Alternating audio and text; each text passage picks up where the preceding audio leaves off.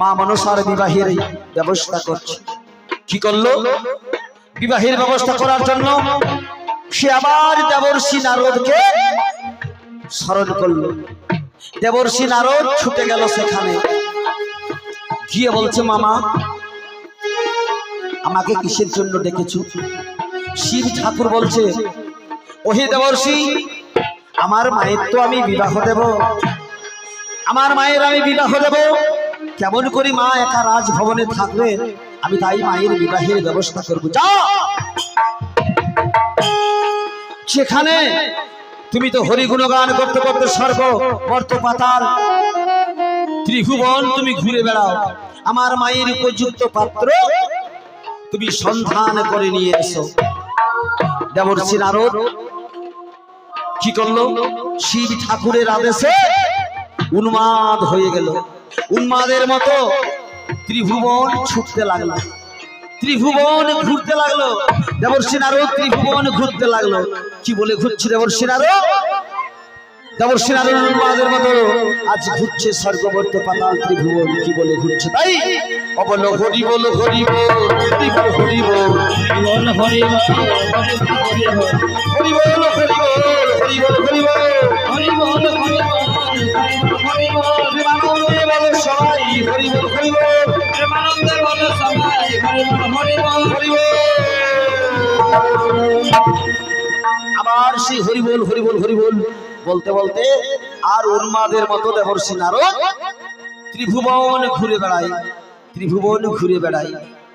ভক্তজন সেই দিন নারদ দেবর্ষি নারদের একটা ঘটনা ঘটেছিল। সেদিন মনসার পাত্র খোঁজার জন্য শিব ঠাকুর তাকে পাঠালো। সারা ত্রিভুবন ত্রিজগৎ হরি গুণগান গাইতে গাইতে গাইতে গাইতে দেবর্ষি নারদ উন্মাদের মতো ছুটে বেড়াচ্ছে। সেই দিন একটা নারদ মুনির কি হয়েছিল? সেদিন দেবর্ষি নারদের মুখ থেকে, সেই দিন দেবর্ষি নারদ একটা মুনির কাছে অভিশাপ পেয়েছিল। কি অভিশাপ পেয়েছিল জানেন? সেই অভিশাপ পেয়েছিল, সেই দিন থেকে দেবর্ষি নারদের মুখ থেকে কৃষ্ণ নাম বন্ধ হয়েছিল। দেবর্ষি নারদ নারায়ণ নারায়ণ নারায়ণ বলে ত্রিজগৎ ঘুরে বেড়ায়, কিন্তু দেবর্ষি নারদ কৃষ্ণ নাম কোনোদিনই বলে না। কেন বলে না?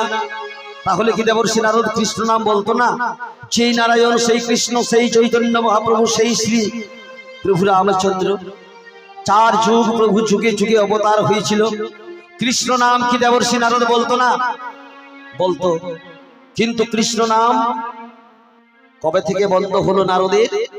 ওই যেদিন শিব ঠাকুর মনসার পাত্র খোঁজাতে পাঠিয়েছিল, সেই দিন দেবর্ষি নারদ উন্মাদের মতো ছুটতে লাগলো। আর কেন বন্ধ হলো কৃষ্ণ নাম? উন্মাদের মতো ছুটছে, ছুটতে ছুটতে স্বর্গবর্ত পাতাল ঘুরছে। আর ঠিক সেই দিন এক মুনিবর যমুনার তটে, যমুনার তীরে এক মুনিবর, সেই মুনিবরের নাম ছিল গোকর্ণ মুনি। গোকর্ণ মুনি, মুনিটার নাম ছিল কি? গোকর্ণ, গোকর্ণ মুনি। সেই মুনিবরের চেহারা কেমন? লম্বা মুখ, লম্বা গরুর মতো কান, লেজ, দেখতে গোমাতার মতো, গোমাতার মতো সেই মুনিবর দেখতে ছিল। সেই মুনিবর সেই অনাদির আদি প্রাণ গোবিন্দ ভগবান, যার আদেশ ছাড়া একটা বৃক্ষের পাতাও খসে পড়ে না, সেই অনাদির আদি ভগবানকে পাওয়ার জন্য যমুনার তটে হে কৃষ্ণ, হে কৃষ্ণ, হে কৃষ্ণ, হে গোবিন্দ গোবিন্দ বলে ধ্যানে মগ্ন হয়েছিল, ধ্যানে মগ্ন হয়েছিল, ধ্যানে রত হয়েছিল। আর ঠিক সেই সময় দেবর্ষি নারদ বলল হরি বল, হরি বল, হরি বল, হরি বল, হরি বল, হরি বল, হরি বল, হরি বল, হরি বল, প্রেমানন্দে বলো সবাই হরি বল, হরি বল, প্রেমানন্দে বলো সবাই হরি বল,